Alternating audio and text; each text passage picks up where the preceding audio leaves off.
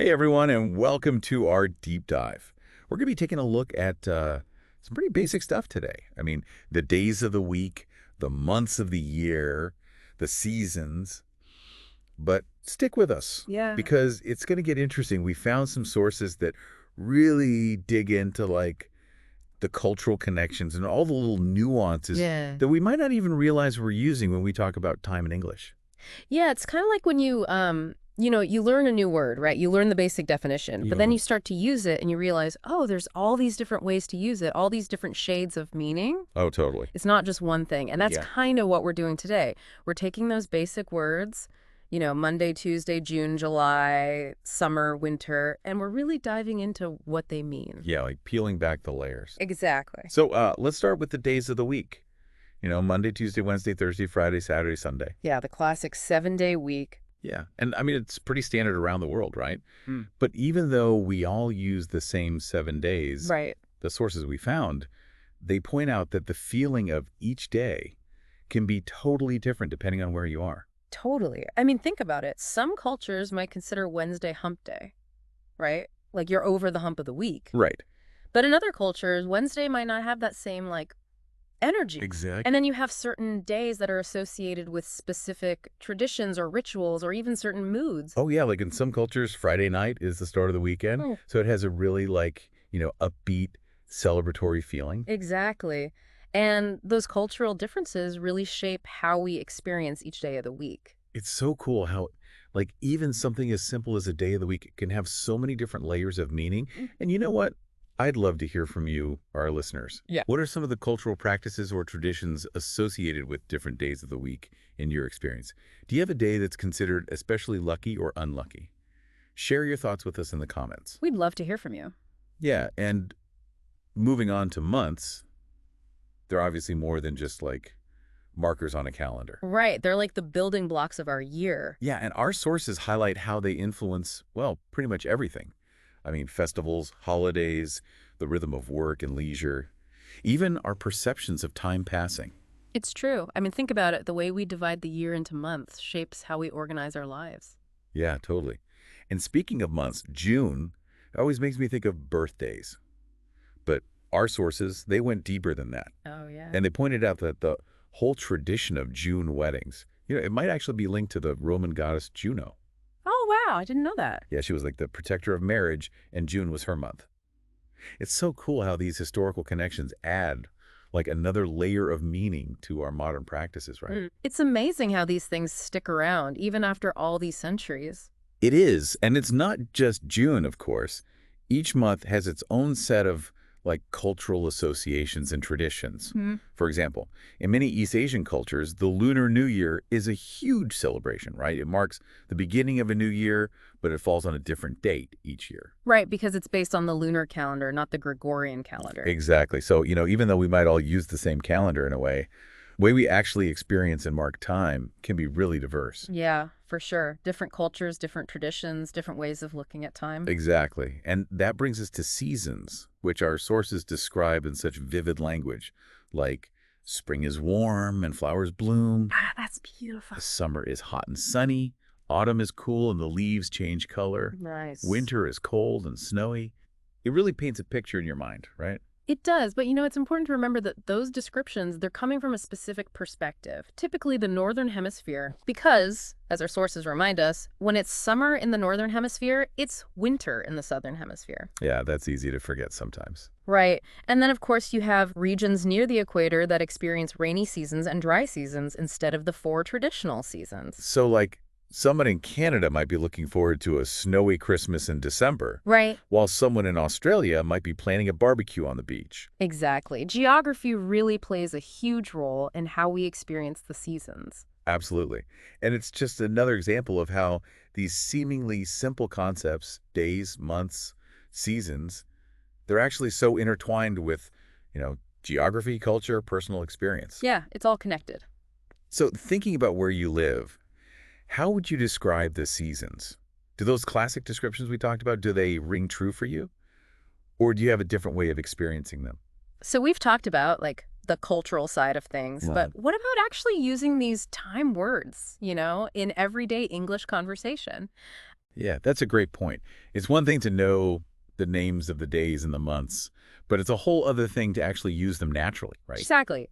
Like, you don't want to sound like you're reading from a textbook when you're talking about, what you did last weekend or what your plans are for the summer. Right, exactly. So our sources, they actually dive into some practical examples of how you can use these time words in a way that sounds, more natural and fluent. Oh, perfect. Yeah, let's hear some of those. Okay, so one of the most common ways we use these words is to talk about routines and schedules. Okay. So, for example, you might say, I have English class on Tuesdays and Thursdays, Right. or I usually go grocery shopping on Saturdays. Yeah, those are pretty basic sentences, but they're like the foundation, right?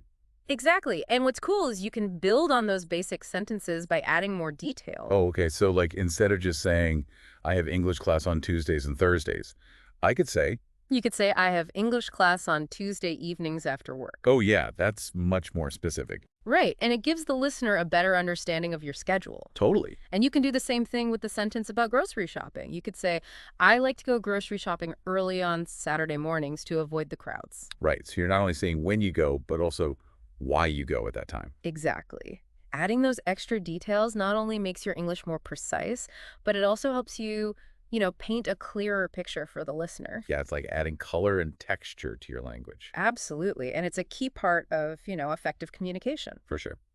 Now, our sources also give some great examples of how to use months in conversation. Okay. Like what?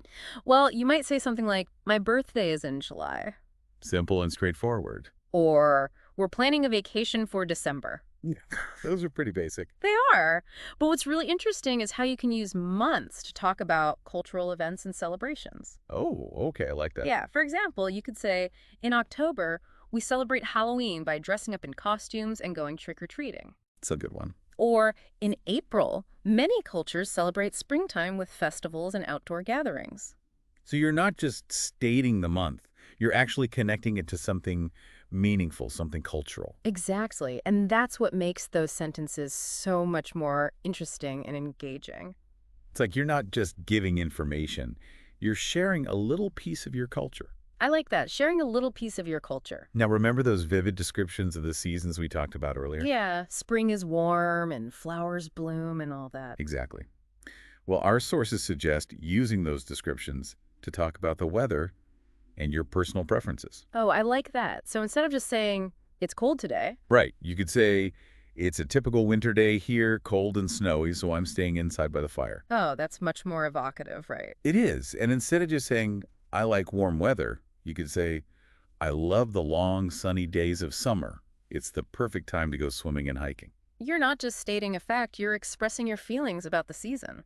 Yeah, exactly. And that makes the conversation so much more interesting. Oh, and don't forget that tip we mentioned earlier about the seasons being different depending on where you are. Oh, right. You could use that to spark some really interesting conversations and cultural exchanges. Like you could say, where I live, spring is really short and summer comes quickly with hot, humid weather. Or, in my country, autumn is a time for harvest festivals and beautiful foliage displays. Sharing those personal observations can lead to some really fascinating discussions about, different climates, cultural practices, even favorite seasonal activities. Absolutely. It's a great way to learn from each other and expand your understanding of the world. So we've talked about a lot of different ways to use these time words in conversation. We have.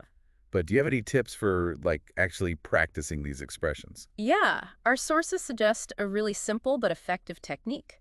Try substituting different days, months, or seasons into those example sentences we talked about. Oh, okay. So, instead of saying, I go for a run on Thursday, I could say, You could say, I go for a run on Monday mornings before work. or instead of saying, my vacation is in July, I could say, You could say, my family always takes a vacation in August to escape the summer heat. it's all about making those expressions relevant to your own life and experiences, right? Exactly. And the more you practice, the more natural and confident you'll become using these time words in your everyday conversations. Absolutely. And speaking of practice, our sources actually include some fun exercises to help you, really solidify what you've learned. Oh, like what? Well, they suggest things like matching days with typical activities, Okay. filling in missing months and sentences, even writing short descriptions of your favorite season. Those sound like fun ways to make learning a little more interactive. Yeah, exactly. And you know what? They remind me of something else. Our sources touched on the idea of using time-related words in dialogues. Oh, yeah, they give a really simple example of a conversation between two people, asking each other about the day, the month, the weather. Right, and it's such a great reminder that learning a language isn't just about memorizing grammar rules and vocabulary lists. It's about actually using those tools to communicate. Absolutely. So, do you want to try a little role play? Kind of like in the source material? Ooh, yeah. Let's do it. Okay, so imagine we're just having a casual chat, all right? Ask me anything. Okay, let's see. What's your favorite season and why? That's a tough one. But I think I have to say autumn. Oh, autumn. Yeah, I just love the crisp air, the vibrant colors of the leaves. Yeah. And it just has such a cozy feeling. Sweaters, pumpkin spice lattes, all that good stuff. Yeah, I get it. Autumn definitely has that special cozy vibe. It does. Do you have any, special traditions or activities you enjoy during autumn? Let me think. Take your time. Well, every year my family and we go apple picking at a local orchard. It's kind of a tradition. Oh, that sounds so fun. It is. We make delicious apple pies, go for hikes in the woods, just enjoy the beauty of the season. I love that. What about you? Do you have a favorite season? I think I'd have to say spring. Oh, spring. Yeah, I just love the feeling of renewal and rebirth. The flowers are blooming, the birds are singing. It just feels like a fresh start. Yeah, I can see why you'd love spring. It definitely has that, optimistic, joyful energy. Exactly. It's amazing how, just talking about the seasons can evoke such strong feelings, right? It is. And it's a reminder that language is so much more than just words.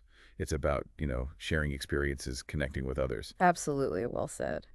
So in this part of our deep dive, we've covered a lot. We have. We talked about practical examples of using days, months, and seasons in conversation, the importance of cultural context, personal experiences, even did a little role play. It's been a good one. But as always, there's more to explore. So stay tuned for the final part of our deep dive, where we'll uncover some fascinating cultural insights related to how different cultures around the world perceive and mark the passage of time.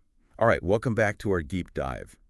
We've been talking all about days, months, seasons in English, but for this last part, we're going global, right? Yeah, we are. Our sources brought up this really interesting point about how different cultures, all around the world, how they think about time itself. It is fascinating. It is. And it kind of makes you realize that our own perception of time, it's not universal or anything. It's shaped by so many things, our culture, our history, our environment. Totally. Like we've been saying, the 7-day week, the 12-month year, they're pretty standard globally, right? Yeah. But the way people actually experience those units of time, well, that's where things get really interesting. Yeah. One example that comes to mind is the concept of a weekend. In a lot of Western cultures, here, it's Saturday and Sunday, right? Those are the days for rest and leisure. But in some Middle Eastern cultures, Friday and Saturday are the weekend. And Friday often has, a religious significance. Right. And it's not just about which days are the weekend. Right. It's also about what people actually do on those days. Exactly. In some cultures, weekends are all about family, right? Big gatherings, meals together. Or maybe they're focused on religious observances. Whereas in other cultures, it's more about going out, having fun, socializing. Exactly. So even though we're talking about the same 2 days, Saturday and Sunday or Friday and Saturday, the way those days are lived can be totally different. It's like the same word, but with a totally different meaning depending on where you are. Yeah, exactly. It just shows you how deeply connected our understanding of time is to, our values, our beliefs, our whole way of life. I know, right? Our sources also pointed out that some cultures really emphasize cyclical time. Oh, yeah, that's a good one. The idea that time isn't a straight line, but more like a circle. Right. Everything comes back around eventually. The seasons and events, they just keep repeating year after year. And a lot of agricultural societies, their whole understanding of time is based on that cycle of, planting, growing, harvesting. Yeah. And their festivals and celebrations, they're all tied to those natural rhythms. It's so different from that linear, goal-oriented view of time that's so common in, modern industrialized societies. Where it's all about deadlines and schedules and... Yeah, always looking ahead, always striving for the next thing. And that contrast, it makes you wonder, right? How does our perception of time affect our lives, our relationships, even our happiness? Big question. Big questions. And speaking of questions, Our sources left us with a really thought-provoking one to ponder. They ask, how does your native language or culture perceive and mark the passage of time? I like that. Makes you think. It does. Yeah. Like, does your language have unique ways of describing days, months, seasons, ways that reflect your culture's unique understanding of time? It's a great reminder that learning a language, it's not just about the words themselves. Right. It's about understanding the culture behind those words, the way those words reflect a whole different way of seeing the world. Absolutely. And, as we wrap up this deep dive, that's what I really hope you take away from it. Me too. It's not just about memorizing the days of the week or the months of the year. Right. It's about exploring the deeper meanings behind those words, the cultural connections, the personal experiences they evoke. Yeah, it's about broadening our perspectives, Yeah. appreciating the diversity of human thought and experience. Well said. So that's it for our deep dive into the world of days, months, and seasons in English and beyond. And beyond. We hope you enjoyed it. And as always, we'd love to hear your thoughts. Share your insights, your experiences, your questions in the comments below. Yeah, let's keep the conversation going. Thanks for joining us. And see you next time.